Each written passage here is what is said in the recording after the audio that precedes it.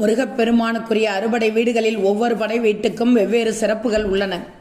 திருச்செந்தூர் சென்றால் தலைவிதி மாறும், வாழ்க்கை மேம்படும், கஷ்டங்கள் தீரும், குழந்தை பேறு கிடைக்கும்.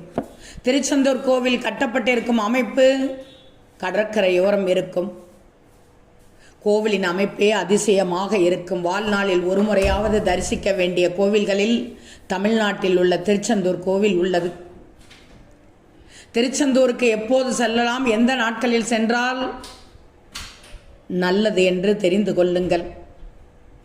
சில மாதங்களாகவே திருச்செந்தூருக்கு பக்தர்களின் எண்ணிக்கை பல மடங்கு அதிகரித்துள்ளது. திருப்பதிக்கு அடுத்தபடியாக திருவண்ணாமலையும் திருச்செந்தூர் ஆகிய 2 ஆலயங்களிலுமே லட்சக்கணக்கான பக்தர்கள் தரிசனம் செய்கிறார்கள். எனவே முருகப்பெருமானுக்கு உகந்த நாட்களான ஒவ்வொரு மாதமும் வரும் கார்த்திகை நட்சத்திர நாள், சஷ்டி திதி, முருகப்பெருமானுக்குரிய விசேஷங்களான ஆடி கிருத்திகை, தை கிருத்திகை, பங்குனி உத்திரம், வைகாசி விசாகம் போன்ற நாட்களில் ஒரே நாளில் பல்லாயிரக்கணக்கான பக்தர்கள் தரிசனம் செய்வார்கள் என்பதால் பல மணி நேரம் காத்திருந்து முருகனை தரிசிக்க வேண்டும்.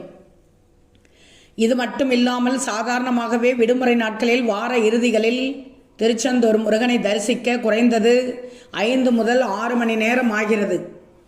பௌர்ணமி நாளில் கடற்கரை கோவில் வழிபாடு என்ற வகையில் கடற்கரையில் அமைந்துள்ள திருச்செந்தூர் முருகனை தரிசிக்கவும் பக்தர்கள் எண்ணிக்கை அலைமோதுகிறது. முருகப்பெருமானுக்கு உகந்த நாட்களான செவ்வாய் மற்றும் வெள்ளி அன்று செல்லலாம். அதிக கூட்டமில்லாமல் முருகனை தரிசிக்க விரும்புபவர்கள் பொதுவாக வார நாட்களில் திருச்செந்தூர் செல்வது உகந்தது. குரு பரிகார ஸ்தலமாகவும் திருச்செந்தூர் இருப்பதால் குரு தோஷம், குரு பெயர்ச்சி பரிகாரம் செய்ய வேண்டியவர்கள் வியாழக்கிழமை அன்று திருச்செந்தூர் செல்வது மிக மிக விசேஷம். குழந்தை பிறக்க, குழந்தைக்கு வேண்டுதல்கள் நிறைவேற்ற, திருமண தடை நீங்க வியாழனன்று திருச்செந்தூர் முருகனை தரிசிப்பது விசேஷம். செவ்வாய் தோஷம் நீங்க, நோய்களில் இருந்து விடுபட முருகனுக்குரிய செவ்வாய்க்கிழமை அன்று தரிசிக்கலாம். பெரும்பாலும் வெளியூர் பல மணி நேர பயணம் செய்து திருச்செந்தூர் செல்லும் பக்தர்கள் அதிகாலை மற்றும் காலை நேரத்தில் தரிசனம் செய்வதால் நண்பகல் வரை கூட்டம் அதிகமாக இருக்கும். எனவே நண்பகல் குறிப்பாக 1 மணிக்கு பிறகு கூட்டம் குறைந்துவிடும் என்பதால் விரைவிலேயே முருகன் தரிசிக்கலாம். முதியோர்களுக்கு சக்கர நாற்காலி, பேட்டரி வாகன வசதி மற்றும் விரைவு தரிசனம் செல்லும் வசதி போன்றவை இங்கு உள்ளது.